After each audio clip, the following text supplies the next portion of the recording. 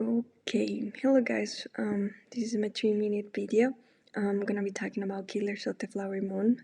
This is a book that was released in the 2017, and it's a book that is based on a true story of the Osage people. This is a different tribe from the one I wrote up in my paper, but I think the book makes a really good point on all the struggles that many Native Americans go through.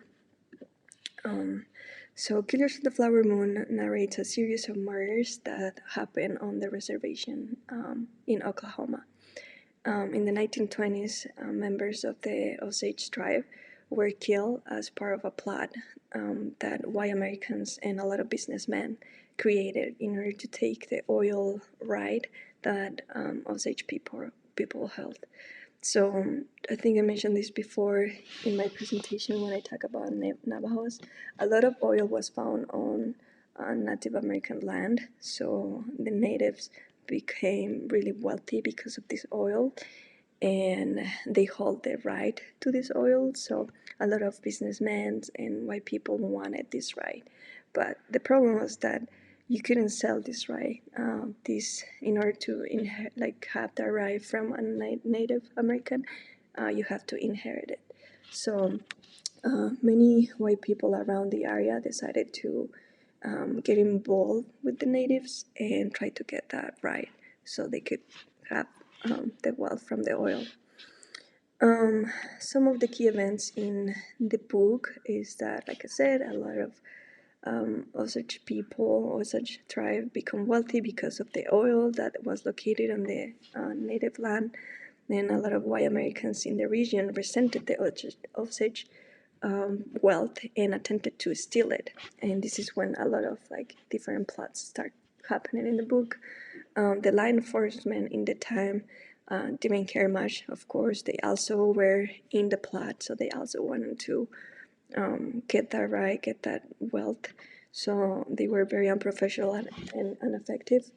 And then one other point that the book makes is that Edgar Hoover, who was the first director of the FBI, decided that this case was a really good case that could improve the image of the FBI and the reputation. So he decided to go into the land and start investigating all these different murders that haven't been investigated.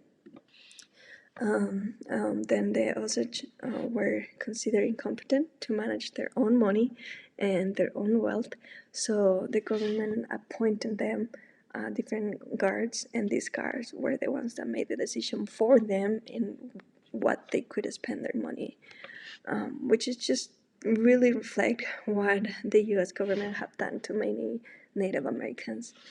One of the main characters in the book is called William Hell, and he was one of the biggest businessmen at the time, and he was the one of the men head of this group that was killing the natives.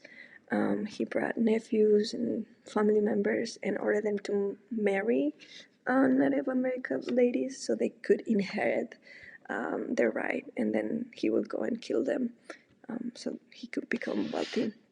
And then the books just talk about how, until this day, many Native people in the United States continues to struggle for recognition of their rights. And I will say that if you don't want to read the book, you can also watch the movie. It's a good brief of what the book represents. I think it has a good cast, and it just really shows this really sad part of the U.S. story and the Native story. And yeah, thank you.